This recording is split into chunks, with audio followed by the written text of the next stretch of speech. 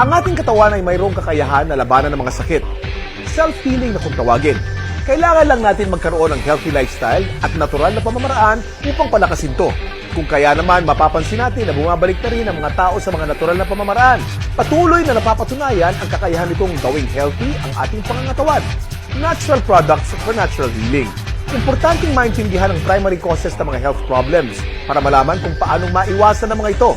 Naisip mo na ba ang katanungang, what will my next 10 years look like? Maliksi pa kaya ako? Kaya ko pa kayang gawin ang mga nagagawa ko ngayon? O baka naman sakitin at mahina na, mukhang haggard o pagod na sa buhay? Alam niyo bang may isang halaman na ginagamit pa mula pa noong panahon ng Biblia na sinasabing nagsusupply ng complete nutrition from birth to old age? At isa sa most nutritious of all plant foods na makakatulong mag-maintain ng strength, stamina, and energy hanggang sa pagtanda. Alam niyo bang Sante Barley lang ang kaisa-isang kumpanya na certified organic barley grass from New Zealand? Ito ay certified by BioGrow na isa sa leading certification agency sa New Zealand. Dahil dito, walang iba pang kumpanya sa Pilipinas ang may organic certification na katulad ng hawak ng Sante Barley. Kaya napakahalagang kilatisin ng maigi ang iba pang produktong nagsasabing certified organic o kaya ay from New Zealand. Iba pa rin ang tunay na certified. Ito yung mahalagang assurance ng kalidad ng produktong iniinom mo. Sure na sure ka sa quality ng organic barley grass mula sa New Zealand ng Sante Barley.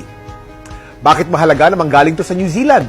Ito'y dahil sa napakaganda ang napakalinis na hangin, tubig at ecosystem na matatagpuan sa bayang ito na kasi sigurong purong-puro at siksik sa nutrients ang barley.